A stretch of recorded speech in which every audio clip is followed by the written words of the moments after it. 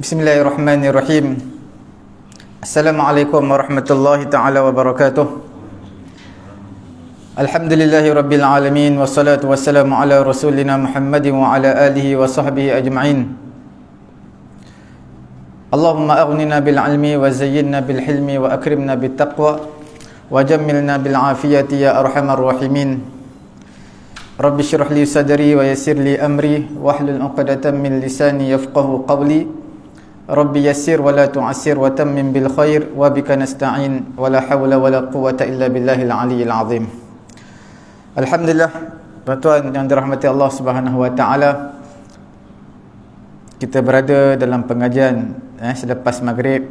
Mari kita membincangkan tentang solat jemaah.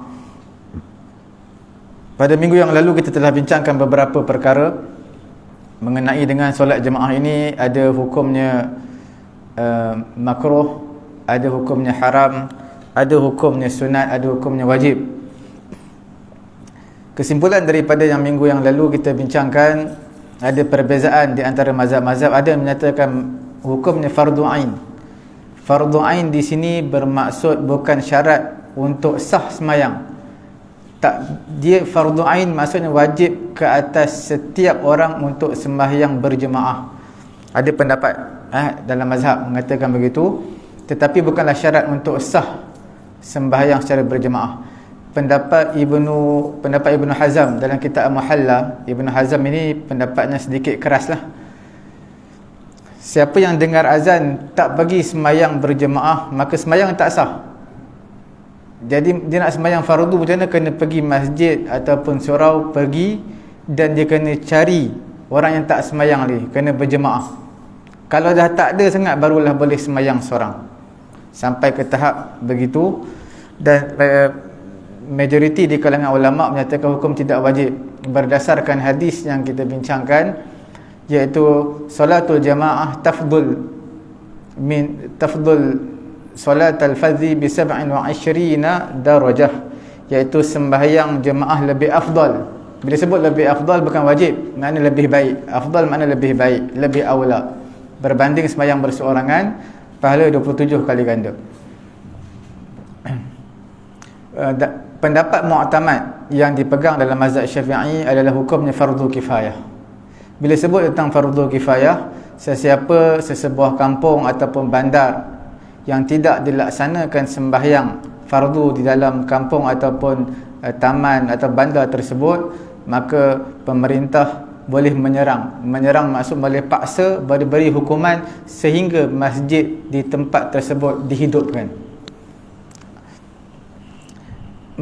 Sekiranya kita berpegang dengan pendapat menyatakan hukumnya sunat muakkad, bila hukumnya sunat muakkad, maka dia tidak menjadi kewajipan kepada pemerintah untuk memaksa, memberi hukuman kepada sesebuah penghuni taman, kampung ataupun bandar tersebut untuk solat jemaah, kerana hukumnya adalah sunat muakkad. Bila sunat muakkad, tinggalkan hukumnya makruh.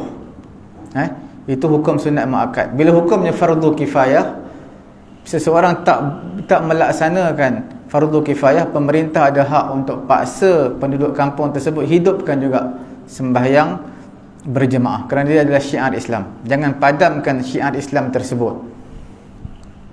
Sembahyang berjemaah selain daripada sembahyang Jumaat, selain daripada sembahyang hari raya, kerana sembahyang hari raya ni ada perbezaan pendapat di kalangan ulama. Selain dua sembahyang ini, adalah cukup jemaah itu dengan dua orang, imam dan juga makmum. Dua orang sudah cukup. Untuk sembahyang jenazah, hukumnya fardu kifayah juga. Kalau satu orang mati, satu kampung tak sembahyang jenazah, satu kampung berdosa. Terangkat fardu kifayah tersebut dengan adanya orang yang sembahyang ke atas mayat tersebut, walaupun seorang. Sembahyang jenazah tak menjadi syarat untuk sembahyang itu dipanggil sebagai sembahyang tersebut, tak disyaratkan secara berjemaah. Fardu kifayah seorang pun dah cukup untuk sembahyang jenazah. Sembahyang jenazah seorang dah cukup. Tapi hukumnya fardu kifayah. Sembahyang jemaah minimumnya adalah 2 orang. imam dan juga makmum. Okey. Kemudian kita lihat, kita ada sebut pada minggu yang lalu mengenai dengan orang yang sembahyang tunai, sembahyang adaan tunai, sembahyang di belakang orang yang sembahyang qada. Adakah mendapat pahala ataupun tidak? Sebahagian ulama dalam mazhab Syafi'i mengatakan makruh, sebahagian yang mengatakan khilaful aula, tidak afdal. Adakah mendapat pahala jemaah? Saya sembahyang qada, imam sembahyang tunai, ataupun saya sembahyang tunai, imam sembahyang qada. Ada satu pendapat menyatakan dapat pahala jemaah, tapi pendapat yang mu'tamad, pendapat Imam Nawawi, tak dapat pahala jemaah.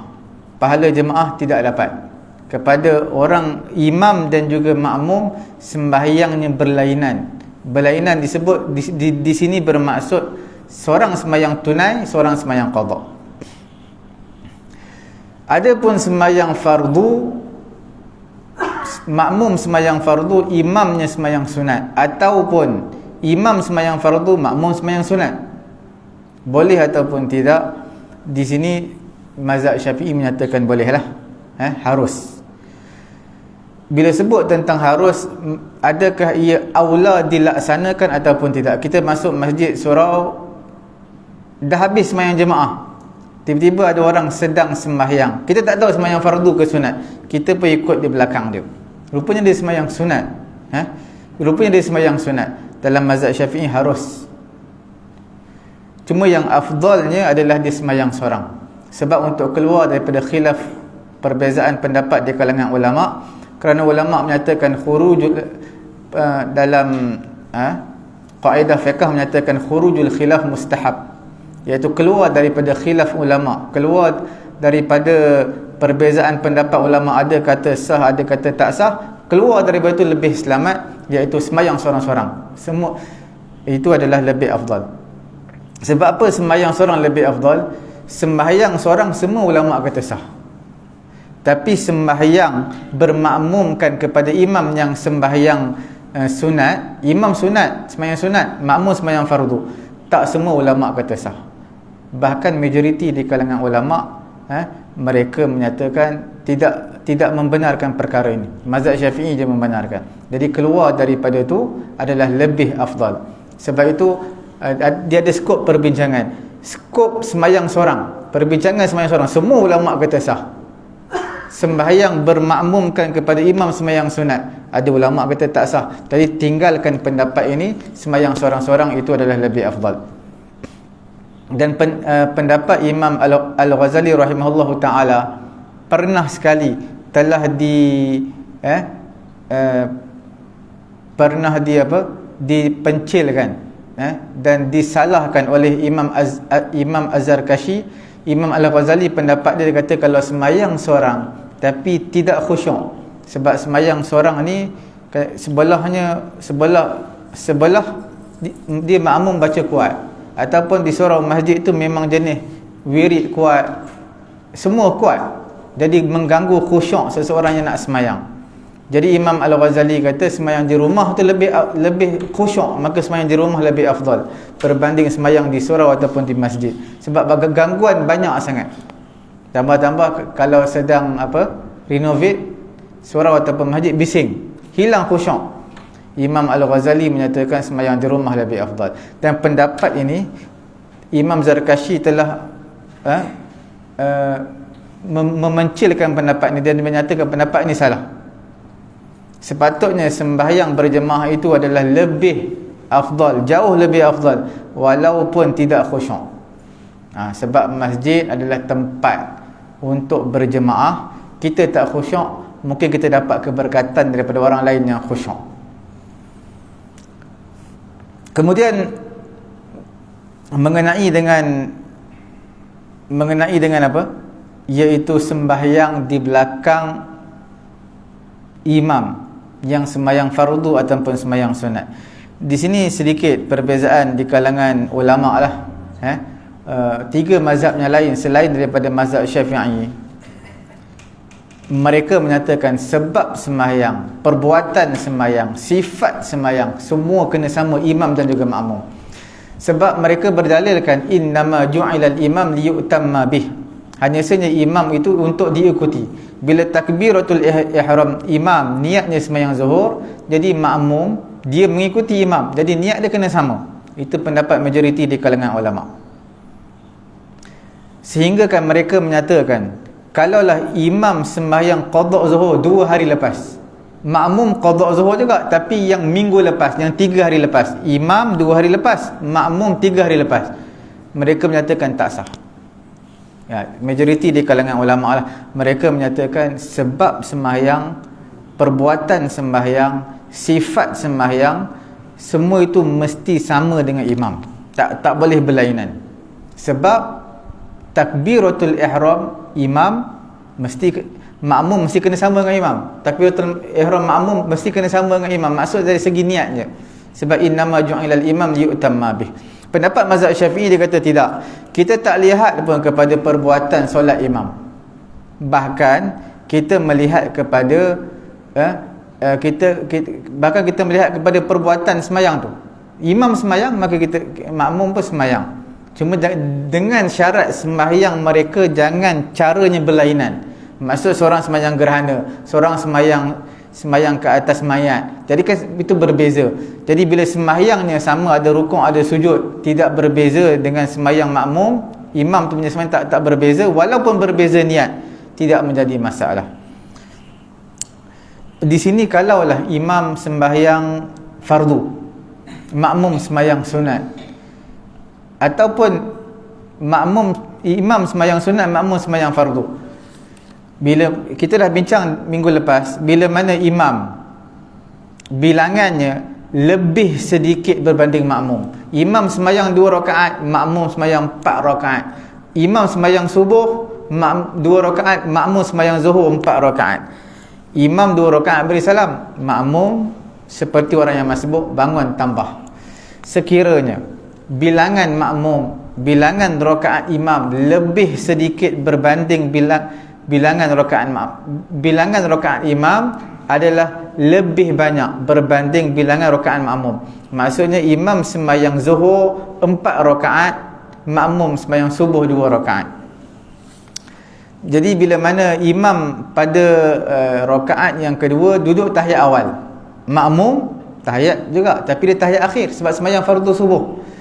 Kemudian imam bangun rakaat ketiga, apakah yang makmum perlu buat? Ikut bersama imam ataupun tidak? Memang tak boleh ikut, sebab dia sembahyang subuh, fardu subuh hanya 2 rakaat, imam sembahyang fardu zuhur. Tak kiralah sembahyang tunai ke fardu, yang penting sembahyang itu lain. 4 rakaat imam, makmumnya 2 rakaat. Makmum diberi 2 pilihan, sama ada imam bangun rakaat ketiga niat mufaraqah, niat nak keluar daripada ikut imam terus beri salam. Satu lagi adalah pilihan yang kedua, makmum stay pada tahiyat akhir, duduk di tahiyat akhir. Apa yang dia perlu buat, tak kira dia berdoa ke, berzikir ke, apa yang dia nak buat, sebab boleh berdoa, berzikir sampailah imam habiskan 2 rakaat yang berbaki, rakaat ketiga, keempat sembahyang zuhur imam beri salam, maka makmum pun beri salam sekali dengan imam. Itu yang lebih afdal lah, sebab dia tak putuskan hubungan dengan imam. Jadi di sini menunjukkan apa? Dalam mazhab Syafi'i sahaja apa-apa sembahyang makmum boleh mengikut imam, tak jadi. Yang penting jangan nizam ataupun cara sembahyang tu lain. Kemudian cuma satu yang kita bincangkan minggu yang lalu lah, sembahyang orang yang qasar. Sembahyang qasar, orang yang sedang bermusafir, sembahyangnya pendek, 2 ataupun bilangan rakaatnya sedikit, 2 rakaat. Qasar ni makna 2 rakaat. Makmum imam 4 rakaat. Itu tak dibenarkanlah.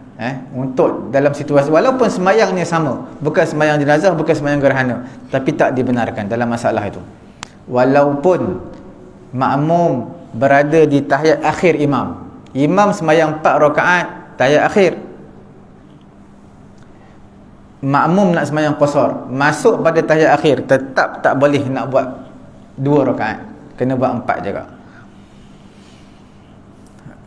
Mengenai dengan sembahyang sunat, orang yang sembahyang sunat mengikut di belakang orang yang sembahyang fardu. Imam sembahyang fardu, makmum sembahyang sunat. Contoh macam bulan puasa lah, datang tarawihnya lambat, tak sembahyang isyak lagi. Datang tarawih dah start dah, isyak tak sembahyang lagi. Jadi makmumnya sembahyang fardu, makmum sembahyang fardu, imam sembahyang sunat. Dalam mazhab Syafi'i kita boleh. Majoriti di kalangan ulama mereka tak benarkan. Tapi kalau makmum sembahyang sunat, imam sembahyang fardu, itu boleh. Itu majoriti di kalangan ulama semua kata boleh. Majoriti di kalangan ulama mengatakan boleh. Sebab apa? Sembahyang makmum ini sembahyang sunat, imam sembahyang fardu. Mana sembahyang makmum tu lebih rendah lah daripada sembahyang imam. Itu perbezaan dia lah. Kemudian sembahyang orang yang masbuk, sah sembahyang di belakang orang yang masbuk dan mendapat jemaah, mendapat pahala jemaah. Walaupun di sana ada ulama menyatakan mendapat jemaah itu dengan mendapat 1 rakaat bersama dengan imam. Mendapat jemaah dengan mendapat 1 rakaat bersama dengan imam. Dalam situasi masalah ini, kita perlu tahu, bila mana kita datang, imam sedang sembahyang fardu. Imam sedang sembahyang fardu, kita pun nak sembahyang fardu juga. Di mana saja imam berada, kita masuk je. Cuma bila kita masuk tu, imam dah beri salam. Tinggallah saki baki beberapa orang yang masbuk di belakang ni. Dia bangun tambah rakaat yang tertinggal bersama dengan imam. Adakah boleh kita ni mengikut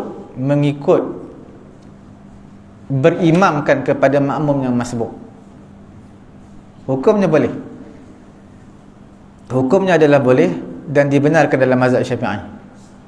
Dalam pendapat mazhab Imam Ahmad bin Hanbal, dalam mazhab Hanbali, dia menyatakan tidak dibenarkan seseorang berimamkan kepada makmum yang masbuk. Jadi dalam masalah ini, khurujul khilaf mustahab, keluar daripada perbezaan di kalangan ulama itu adalah dituntut. Jadi bagaimana sekiranya tuan-tuan lewat tu bukan seorang, 2 orang ataupun 3 orang yang datang lambat, imam dah beri salam, jangan berimamkan kepada makmum yang masbuk. Maksud jangan tu bukan tak sah, sebab tuan-tuan dah lebih daripada seorang, ada 2 orang, mungkin kawan-kawan dan sebagainya, ataupun 3 orang, maka buat jemaah baru lebih afdal. Sebab bila buat jemaah baru, tak ada ulama kata tak sah. Imam dah habis sembahyang, tuan-tuan sembahyang di belakang buat jemaah baru, tak ada ulama kata tak sah.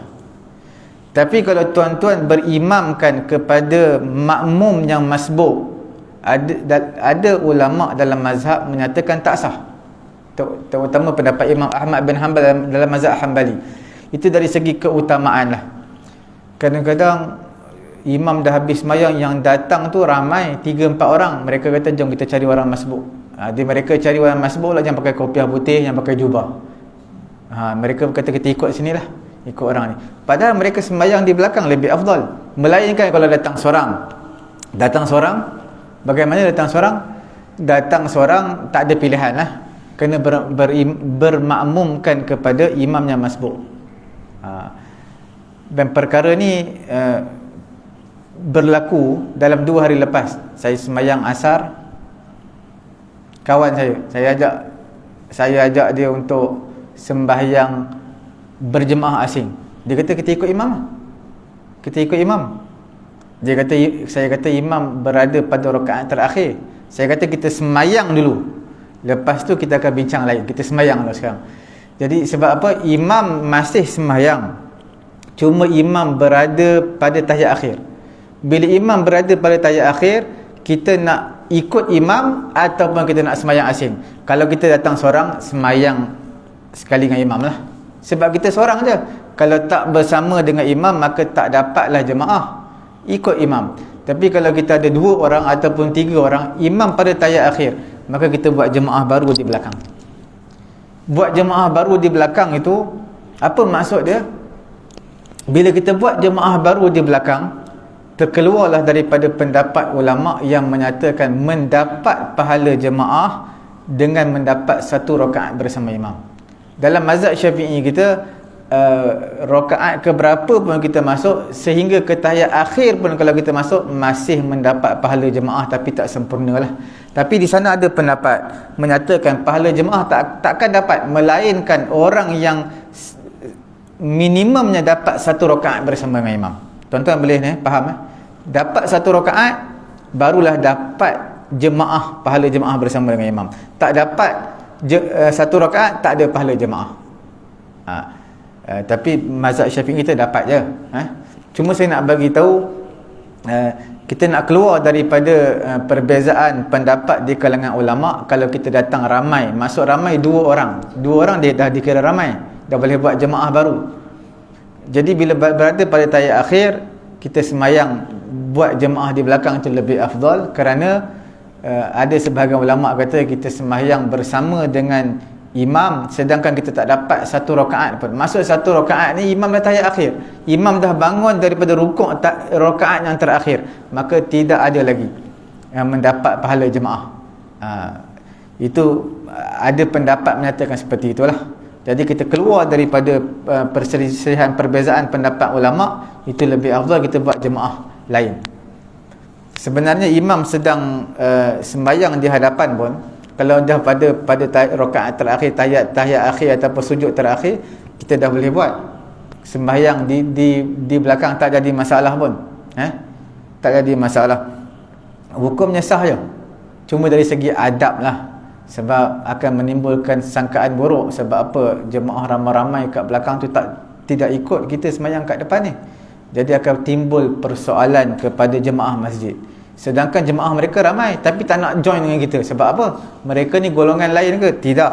Sebab mereka dah sampai lambat dah. Jadi mereka nak biarkan habiskan jemaah pertama, kemudian mereka sembahyang jemaah baru. Itu untuk mengelak sangkaan buruk lah. Sebab tuan-tuan nak sembahyang ramai-ramai belakang, sebab imam dah rakaat terakhir dah sujud yang terakhir pada rakaat terakhir, tuan-tuan nak buat jemaah baru. Buat jemaah baru di belakang pun sah, tidak jadi masalah. Cuma dari segi adab lah, dan akan mendatangkan sangkaan buruk kepada jemaah yang lain. Itu dari segi keutamaan, yang mana yang perlu kita utamakan. Ini sekira tuan-tuan datang 2 orang, datang seorang, masuk saja jemaah, tak perlu tunggulah. Okey,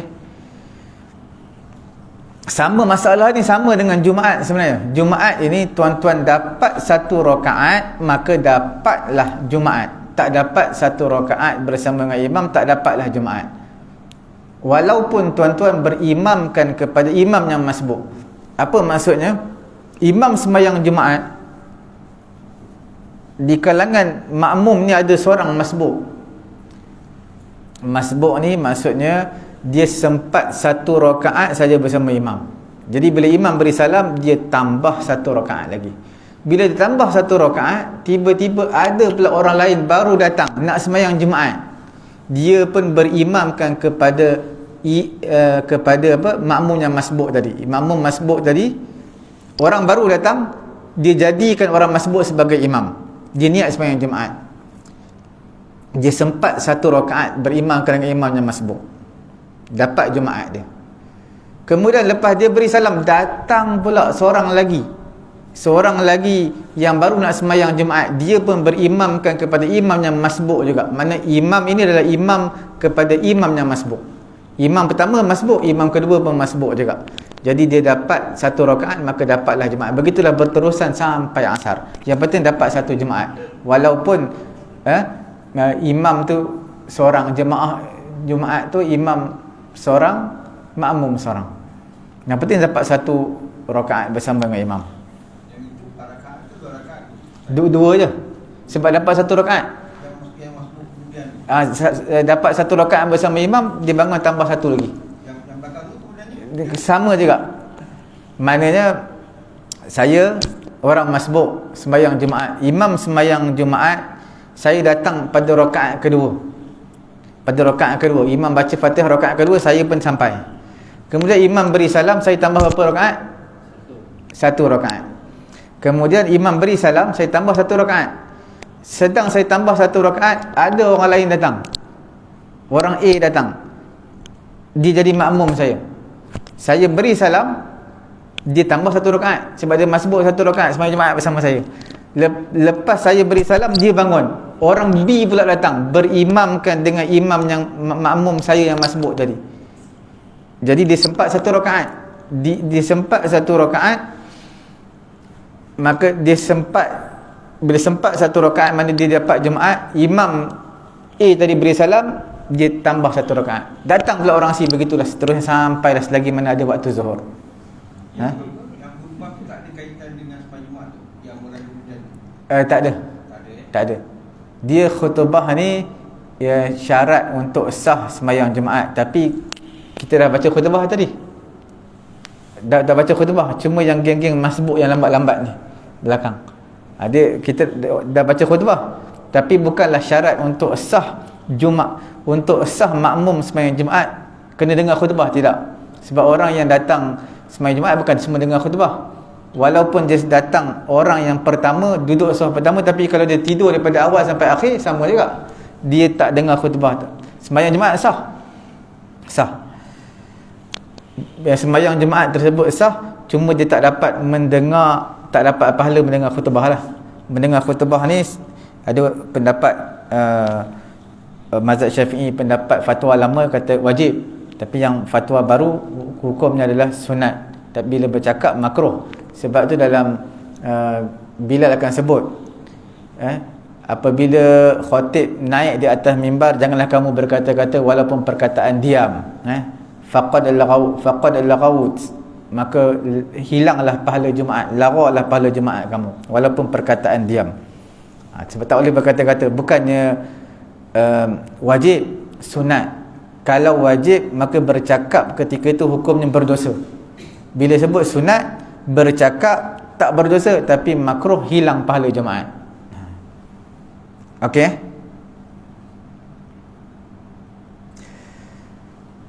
Solat di belakang orang yang bermazhab lain daripada mazhab kita.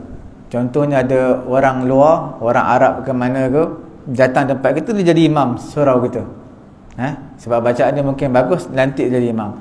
Bila dia baca Fatihah, dia tak baca bismillah. Tak baca bismillah. Dalam mazhab Syafi'i kita, baca bismillah tu hukumnya wajib. Cuma tuan-tuan kena faham tu. Dalam mazhab Syafi'i kita, baca bismillah tu wajib, tapi tak wajib kuatkan bismillah. Bismillah itu hukumnya wajib kerana dia adalah satu ayat daripada Fatihah. Baca tu wajib, menguatkan suara baca bismillah bukan wajib. Dalam mazhab Maliki hukumnya makruh tu. Makruh. Kalau tak salah saya, bukan sekadar makruh kuatkan suara, bahkan makruh membaca bismillah dalam mazhab Malik. Dia makruh baca bismillah. Mazhab yang lain hukumnya sunat baca bismillah, tapi tak disunatkan kuatkan suara. Mazhab Syafi'i kita wajib membaca bismillah. Jadi bila imam tak baca bismillah, kita baca bismillah, bagaimana? Hukumnya sah lah, tak jadi masalah. Sebab apa kita katakan sah di sini? Ada dua pendapat sebenarnya. Sama ada diiktibar, diambil kira, diambil kira, kita panggil apa? Diambil kira sah perbuatan imam ataupun sah perbuatan makmum. Yang mana kita perlu ambil kira. Dalam bahasa Arab panggil al-ibratu biaqidatil ma'mum au biaqidatil imam. Sama ada kita, imam tak baca bismillah, makmum baca bismillah sebab bismillah tu wajib. Imam tak baca bismillah sebab mazhab dia tak wajib baca bismillah. Yang kita, mazhab kita wajib baca bismillah. Jadi macam mana kita nak ikut mazhab kita atau mazhab imam? Jadi di sini ulama menyatakan al-ibratu biaqidatil imam. Yang diambil kira, yang diiktibar adalah mazhab imam. Kita tak perlu ikut mazhab kita ketika kita sembahyang. Imam, kita ikut imam. Jadi imam mazhab dia kata tak wajib bismillah, jadi dia terus baca alhamdulillahirabbil alamin, maka kita ikut kepada imam. Siapa yang mengikut pendapat diambil kira pendapat makmum, maka tak sah sembahyang dia. Jadi pendapat tu agak keras lah. Kalau macam tu kita tak boleh sembahyang lah dekat Mekah semua, kena sembahyang kita je, susah lah. Kemudian mengenai sembahyang jemaah ini, satu perkara yang sangat dituntut, dan ulama-ulama salaf dahulu mereka tak tinggalkan sembahyang jemaah. Mereka ni tertinggal sembahyang jemaah dikira satu musibah yang besar, sehingga sebahagian mereka akan mengucapkan ucapan takziah kepada sahabat dia yang meninggalkan sembahyang jemaah. Ucapan takziah tu selama 7 hari, nak bagi tahu musibah besar, meninggalkan sembahyang jemaah. Bagi kita biasa je, tertinggal sembahyang subuh ke zuhur secara berjemaah biasa. Mereka tertinggal satu waktu tu ucapan takziah selama 7 hari. Ucapan takziah ni apa maksud dia? Bila berlaku kematian, ucapan takziah ni ucapan yang menggembirakan atau memberi semangat, memberi motivasi kepada dia. Contohnya ayah dia mati, apa kita kata? Semoga Allah Ta'ala golongkan ayah kamu di kalangan orang yang soleh, semoga Allah Ta'ala memberi kesabaran kepada kamu, Allah Ta'ala lipat gandakan kesabaran kamu. Kita doakan untuk itu, namanya ucapan takziah. Bukan kata jumpa orang, saya ucapkan takziah kepada kamu. Itu bukan ucapan takziah. Ucapan takziah ucapan yang memberi motivasi kepada dia. Dan begitu juga dalam masalah ulama salaf ini, mereka tinggal jemaah 7 hari. Sedangkan ucapan takziah untuk jiran ataupun untuk saudara mara kita ni, untuk waris dia, kita ucap hanya dibenarkan 3 hari je. Melainkan kalau kita tak pernah jumpa dia, lepas ayah dia mati kita tak jumpa dengan dia sampai sebulan, lepas kita balik Malaysia baru jumpa dia sebulan, itu boleh kita nak ucapkan dengan ucapan takziah, iaitu semoga Allah Ta'ala memberi kesabaran kepada kamu walaupun lepas sebulan, sebab tak pernah jumpa. Tapi kalau sekitar kawasan kita hanya dibenarkan 3 hari saja ucapan takziah, itu disunatkan ucapan takziah. Untuk sembahyang jemaah, ulama salaf lipat gandakan 7 hari. Untuk 3 hari ni mereka kata kalau tertinggal takbiratul ula, takbiratul ihram yang pertama bersama imam, maknanya dia bukan di kalangan orang masbuk lah. Kalau dia di kalangan orang masbuk, maka mereka akan memberi takziah juga selama 3 hari. Jadi itu perbezaan iman mereka dengan iman kita lah. Semua ini disebut dalam kitab Ihya, kitab Imam Ghazali, kitab Ihya. Mereka sebut tentang ulama-ulama salaf ni, mereka akan ucapkan takziah sekiranya meninggalkan sembahyang jemaah. Kemudian dalam satu hadis Nabi SAW menyatakan walladhi nafsi biyadihi, iaitu demi zat yang jiwaku di tangannya, laqad hamamtu an amur bihatabin fayahtub, aku ingin menyuruh sahabat-sahabat kumpulkan kayu api. Summa amur bis solah, kemudian aku nak suruh solat. Siapa yang tak solat, aku suruh manusia solat, dan dilaungkan azan, manusia solat. Kemudian aku perintahkan seorang lelaki atau beberapa orang lelaki ini untuk mereka bakar rumah yang mana penghuni rumah tersebut tidak pergi melaksanakan solat secara berjemaah. Aku nak bakar rumah mereka. Bila sebut bakar ni, satu benda yang besar. Sebab apa benda yang besar? Bakar ni dia bukan setakat rumah. Bila bakar rumah, mana harta dalam rumah tu habis, hangus. Dan bila sebut tentang bakar, Nabi larang kita bunuh haiwan dengan cara bakar, ataupun bunuh manusia dengan cara bakar. Itu Nabi larang, sebab api ini yang layak disiksa dengan api hanya tuan kepada api, iaitu Allah Subhanahu Wa Taala. Kita nak bunuh apa-apa tak boleh bunuh dengan api. Sama ada bunuh tikus ke, bunuh semut ke, melainkan tak ada cara lain melainkan dengan api. Itu je boleh dengan api. Contoh nak bunuh sarang tebuan, memang tak ada cara lain, kena bakar dengan api, itu saja cara, maka itu yang dibenarkan. Selain daripada itu tak dibenarkan membunuh haiwan ataupun manusia dengan menggunakan api. Berdasarkan dalil ini, ulama menyatakan Nabi ingin membakar. Bila ingin, tapi Nabi tak melaksanakan. Nabi ingin membakar, kemudian Nabi batalkan hajat dia. Nabi tidak membakar. Kalau Nabi bakar, maka jadilah hukum sembahyang fardu tu hukumnya wajib. Sebab Nabi tak bakarlah hukumnya sunat. Nabi ingin saja. Pendapat yang kedua, ulama jawab, Nabi nak bakar tu sebab rumah orang-orang munafik. Mereka ni tak datang sembahyang. Bukan kata jemaah sembahyang di rumah pun tak. Sebab tu Nabi kata, kalaulah manusia, lau ya'lamun nas, kalau manusia tahu kelebihan sembahyang isyak, sembahyang subuh berjemaah, la atauhuma walau habwan, mereka akan datang walaupun dalam keadaan merangkak. Tapi sebab orang munafik, mereka tak nak sembahyang. Isyak subuh memang tak akan datang sebab gelap. Nabi tak nampak mereka. Jawapan yang ketiga adalah Nabi berijtihad. Kali yang pertama Nabi kata aku nak bakar, dan ijtihad Nabi berubah. Sebab ada ulama jawab kerana wahyu turun membetulkan ijtihad Nabi. Sebab Nabi ni ijtihad tak semua betul.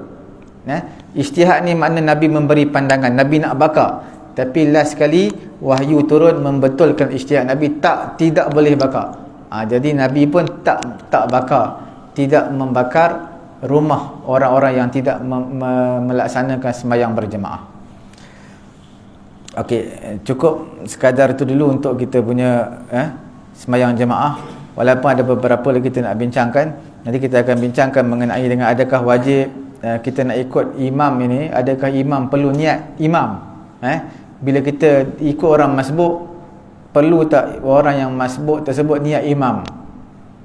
Kemudian bagaimana berimamkan kepada makmum yang belum balik. Contoh sembahyang tarawih, kadang-kadang budak umur 10 tahun bacaan dia bagus, sedap, dia jadi imam, kita pun sembahyang belakang dia.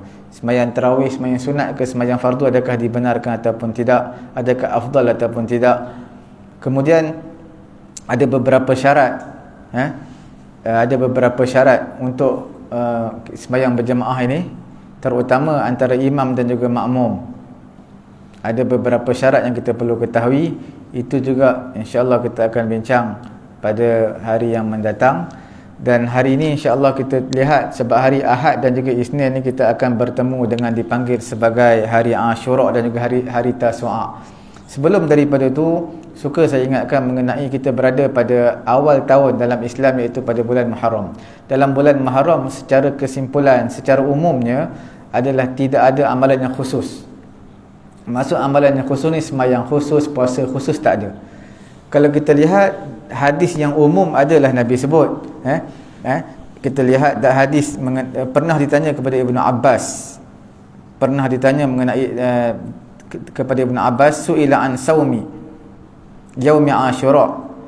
Ditanya mengenai puasa hari Ashura, maka Ibnu Abbas kata, ma ra'aitu Rasulullah isama yawman yataharra fadlahu 'ala al-ayyam illa hadzal yawm, yakni yauma Ashura, wa hadha syahr yakni Ramadan. Aku tak melihat Nabi mencari-cari kelebihan puasa ini melainkan pada hari ini, iaitu pada hari Ashura 10 Muharram, dan juga pada bulan ini, iaitu pada bulan puasa, bulan apa? Ramadan. Dan dalam hadis yang lain, afdalus siyam ba'da apa? Ramadan, seafdal puasa selepas puasa fardu bulan Ramadan adalah Nabi kata siyamul puasa pada bulan haram, pada bulan Allah, iaitu bulan Muharram. Seafdal puasa selepas puasa pada bulan Ramadan adalah puasa pada bulan Allah, alladzi tad'unahu al-Muharram, yang kamu panggil sebagai bulan Muharram. Pernah satu kali Nabi beritahu kepada seorang laki-laki, iaitu seafdal puasa sebulan adalah selepas bulan Ramadan, adalah puasa pada bulan Muharram. Jadi ulama menyatakan Ada tak dinukilkan dalam hadis Nabi puasa bulan Muharram? Tak ada. Puasa yang dinukilkan dalam hadis, Nabi banyak puasa dalam bulan Syaban. Dan bulan Syaban ada beberapa versi, beberapa riwayat. Ada yang kata isteri Nabi kata Nabi puasa penuh bulan Syaban. Ada yang kata Nabi puasa kebanyakan hari bulan Syaban. Tapi untuk menyatakan Nabi puasa bulan Muharram yang kita berada sekarang, tak ada. Jadi di sini ada ulama jawab yang pertamanya, maksud afdal puasa pada bulan Muharram puasa penuh satu bulan. Selepas bulan Ramadan, puasa apa yang afdal untuk sebulan terus dipanggil puasa bulan Muharram.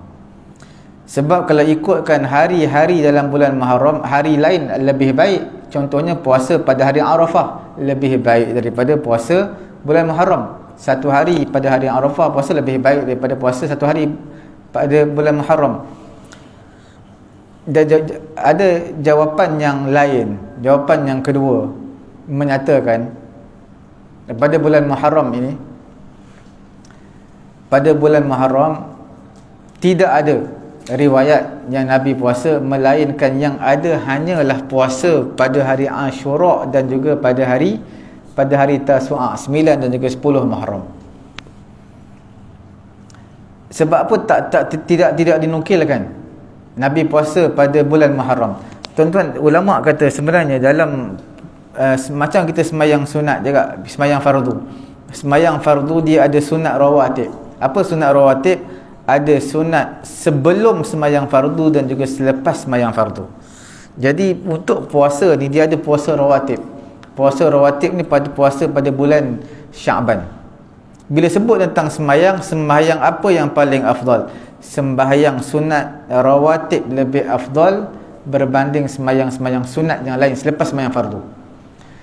Begitulah juga tentang ibadat puasa. Puasa apa yang paling afdal? Tidak ada puasa yang paling afdal melainkan puasa pada bulan Ramadan.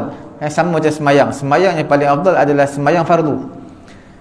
Sembahyang yang sunat paling afdal adalah sembahyang sunat yang mengiringi sembahyang fardu, sembahyang sunat rawatib. Puasa pun sama, iaitu puasa mengiringi yang berjiran dengan puasa fardu, iaitu puasa pada bulan Syaban.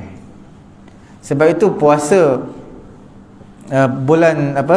puasa sebulan yang kita wajib berpuasa Ramadan, dia ada sunat rawatib dia, iaitu ada puasa Syaban, ada puasa Syawal. Sebelum Ramadan dipanggil Syaban, sebab tu Nabi berpuasa Syaban. Syaban ini seolah-olah macam berpuasa rawatib. Selepas daripada puasa Syaban dipanggil puasa Syawal. Itu tak dinafikan, dua puasa ni puasa yang afdal. Tapi secara umumnya adalah puasa mana-mana hari adalah disunatkan pada bulan Muharram, selain pada hari-hari makruh lah. Kita lihat ada 4 peringkat utama dalam puasa hari Ashura 10 Muharram ini. Peringkat yang pertamanya, sebelum kita pergi peringkat yang pertama, kita lihat dulu hari Ashura. Nabi kata yaumu Ashura kana tasumuhul anbiya fasumuhu antum. Hari Ashura adalah hari yang Nabi-Nabi berpuasa, maka hendaklah kamu berpuasa. Ahlul kitab, orang Yahudi, puasa pada hari Ashura 10 Muharram. Orang Quraisy juga berpuasa pada hari Ashura. Orang Quraisy pada zaman jahiliyah, mereka sembah berhala ni, tapi mereka berpuasa pada hari Ashura. Situasi peringkat yang pertama pada hari Ashura ini, Nabi puasa seorang-seorang aja. Ketika Nabi berada di Mekah, Nabi tak suruh sahabat lain berpuasa. Sebab itu Aisyah radhiyallahu taala anha dia bagi tahu, kana Ashura yauman tasumuhu Quraisyun fil jahiliyah. Hari Ashura orang Quraisy berpuasa, Nabi pun berpuasa, dan Nabi tak suruh sahabat lain berpuasa. Nabi saja berpuasa. Peringkat yang kedua, saya ringkaskanlah. Peringkat yang kedua, anna Nabi sallallahu alaihi wasallam lamma qadimal Madinah, bila Nabi sampai saja Madinah, maka Nabi tak puasa seorang. Nabi suruh sahabat-sahabat Nabi berpuasa juga pada hari tersebut. Bila sampai ke Madinah Al-Munawwarah, selepas hijrah lah. Sebab Nabi ni dia lihat orang-orang Yahudi, orang Ahlul Kitab berpuasa. Peringkat kedua ni, Nabi memang suka ikut orang-orang Yahudi. Sebab apa? Orang Yahudi ni bila mana mereka buat, mereka ada sandaran. Sebab tu mereka dipanggil Ahlul Kitab. Apa yang tak diperintahkan kepada Nabi, Nabi lihat ibadat yang orang Yahudi buat, Nabi akan buat. Sebab itu Nabi berpuasa, Nabi pun suruh sahabat-sahabat lain berpuasa. Nabi pernah tanya kepada orang Yahudi, ma hadzal yaum alladhi tasumuna, hari apa yang kamu berpuasa ini? Maka orang Yahudi kata, hadza yaumun azim anjallahu fihi Musa wa qaumah. Hari ini adalah hari yang besar yang Allah Ta'ala selamatkan Nabi Musa, selamatkan kaum Nabi Musa Bani Israel. Dan hari ini juga hari yang besar kerana Fir'aun telah ditenggelamkan Allah pada hari tersebut, hari yang sama. Kaum Fir'aun, tentera Fir'aun ditenggelamkan. Maka fasamahu Musa syukran, Nabi Musa berpuasa kerana syukur kepada Allah. Maka mereka orang Yahudi kata, fanahnu nasumuh, maka bila Nabi kami berpuasa, kami pun berpuasa. Maka Nabi jawab, fanahnu ahaqqu wa awla bi Musa minkum. Nabi kata, kami ini lebih layak untuk berpuasa, lebih aula untuk berpuasa berbanding dengan kamu. Sebab apa? Mereka ini ikut Nabi Musa bukan ikut penuh. Nabi Musa tinggal mereka kembali sembah anak lembu, berhala anak lembu. Sebab tu Nabi kata, kami lebih layak sebenarnya untuk berpuasa berbanding kamu. Kemudian kita lihat punya penting puasa ini daripada hadis Rubaiyah binti Muawis. Dia kata apa? Wa nusawwimu sibyanana as-sighar minhum. Kami ini buatkan pintalan, buatkan permainan daripada pintalan benang. Kami jadikan dia mainan untuk anak-anak kami, supaya bila mana mereka menangis, kami akan lalaikan mereka, lekakan mereka dengan permainan ini, sehingga mereka hilang rasa lapar mereka. Mereka tak sedar, mereka leka bermain. Kemudian situasi yang ketiga, ketika mana difardukan puasa bulan Ramadan, maka Nabi telah menyuruh sahabat-sahabat berpuasa. Sebab puasa hari Ashura, ada ulama kata puasa ni asalnya fardu sebab Nabi suruh. Kemudian difardukan Ramadan. Bila difardukan Ramadan, Nabi tak beri penegasan, tak beri penekanan supaya berpuasa pada hari Ashura. Jadi di sini ulama berbeza pendapat. Bila mana satu perkara yang asalnya disuruh, asalnya fardu, tidak kiralah asalnya fardu ataupun sunat muakkad. Bila mana datang kefarduan yang lain, maka adakah status fardu yang dahulunya menjadi sunat ataupun menjadi harus ataupun menjadi sunat muakkad. Itu menjadi perbezaan pendapat di kalangan ulama. Kesimpulan dia, setiap perkara, tak kira perkara itu fardu ataupun sunat muakkad, bila dia sunat muakkad, puasa hari Ashura pada awal-awalnya Nabi suruh tu bukan wajib, sunat muakkad. Bila datang kefarduan puasa bulan Ramadan, maka jadi sunat biasa. Kalaulah kita kata dia adalah hukum puasa hari Ashura asalnya wajib, datang kefarduan Ramadan memasukkan hukum puasa pada hari Ashura, maka puasa tersebut hukumnya masih lagi sunat muakkad. Itu perbezaan usul lah di kalangan ulama-ulama. Kemudian kita lihat hari Ashura, Nabi kata apa?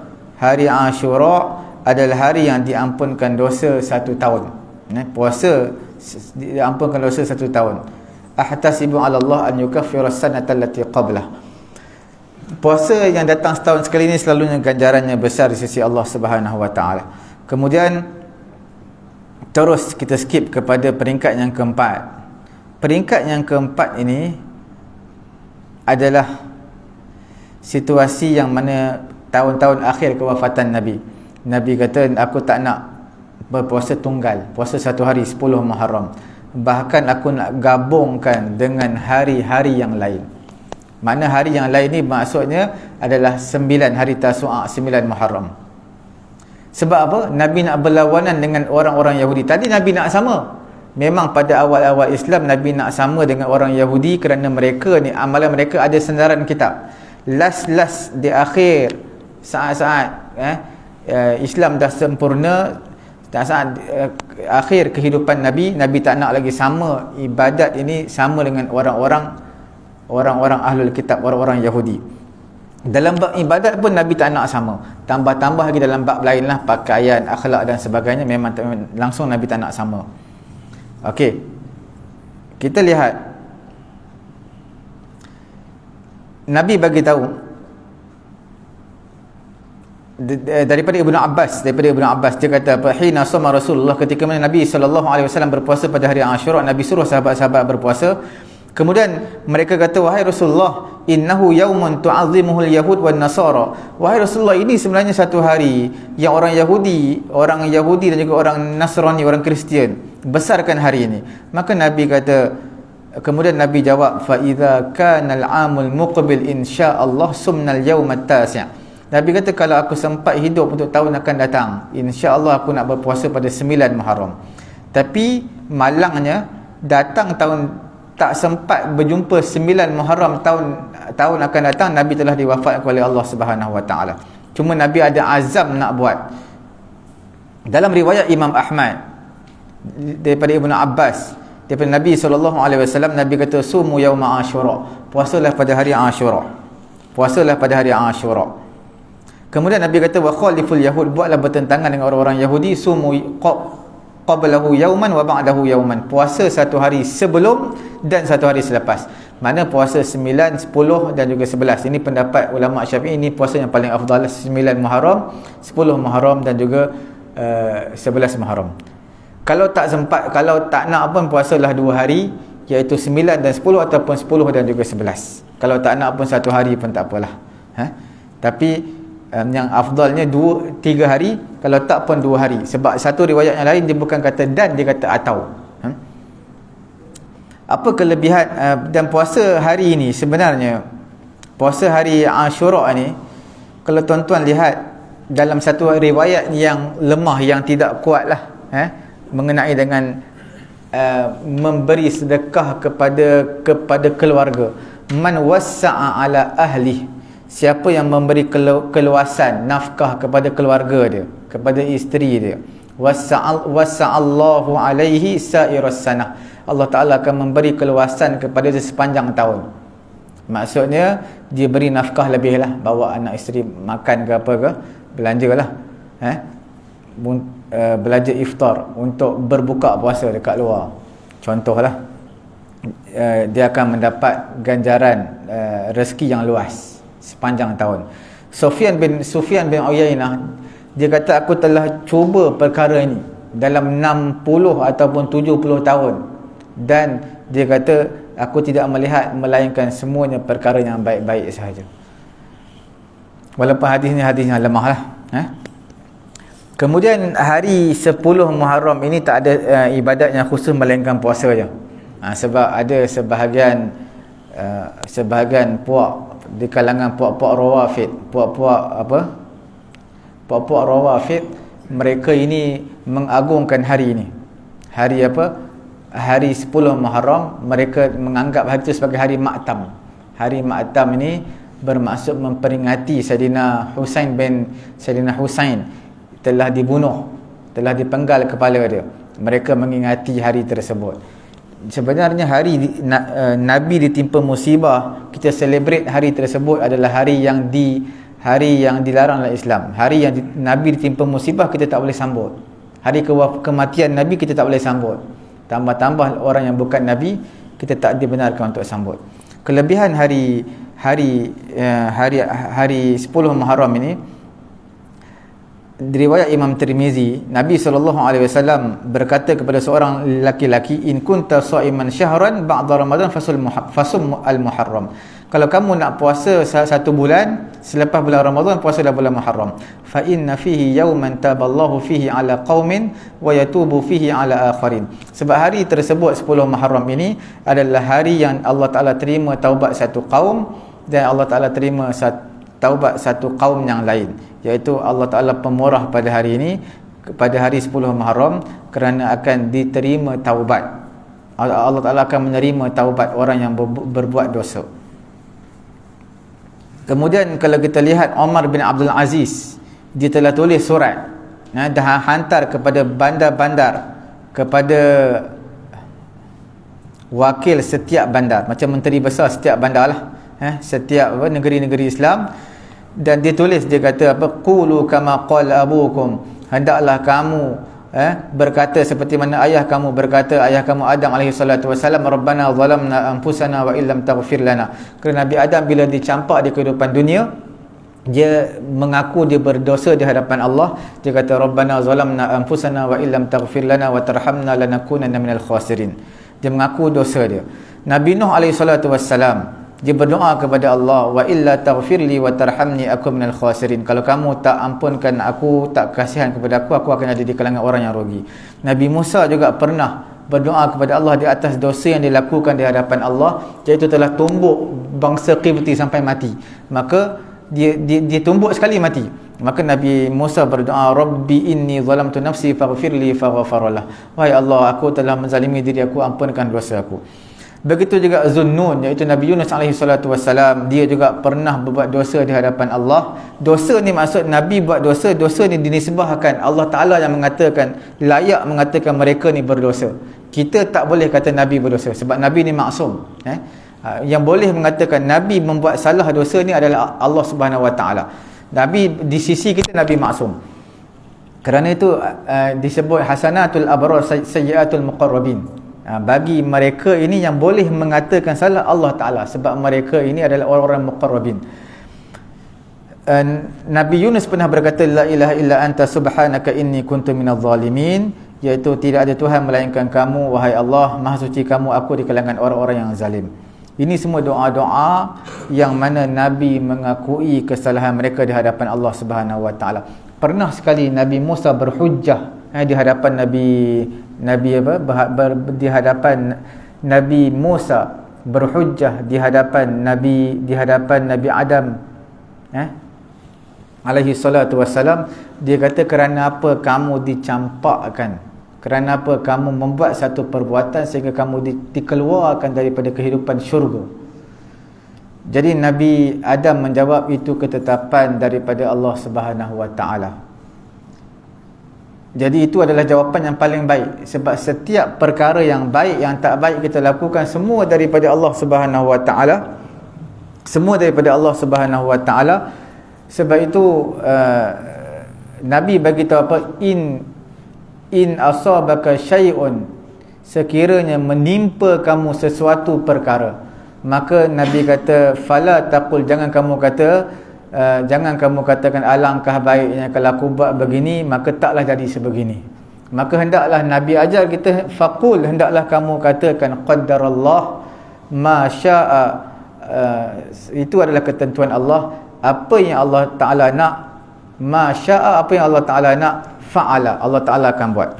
Jadi peristiwa-peristiwa yang berlaku pada Nabi-Nabi ini, ada ulama' menyatakan itu semua berlaku pada 10 Muharram, sehingga berlabuhnya kapal Nabi Nuh AS di Bukit Judi, terselamat Nabi Nuh berada di atas kapal itu, juga berlabuhnya kapalnya pada 10 Muharram.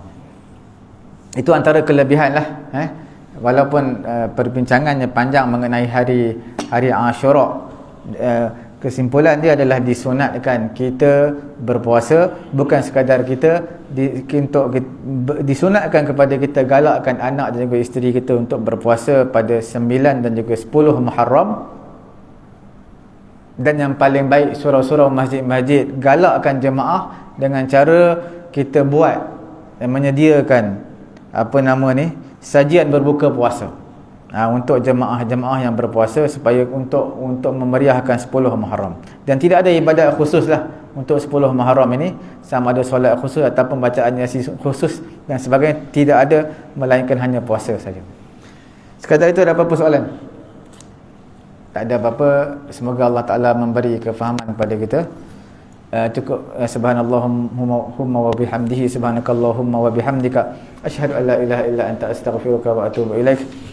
Bismillahirrahmanirrahim. Alhamdulillahi rabbil alamin, wassalatu wassalamu ala rasulina Muhammadin wa ala alihi wa sahbihi ajma'in. Allahumma anfa'na bima 'allamtana wa 'allimna ma yanfa'una wa zidna ilma. Alhamdulillahi ala kulli hal wa na'udzu billahi min hali ahli an-nar. Rabbana atina fid dunya hasanah wa fil akhirati hasanah wa qina adzaban nar. Wa sallallahu ala sayyidina Muhammadin wa ala alihi wa sahbihi ajma'in. Alhamdulillahi rabbil alamin.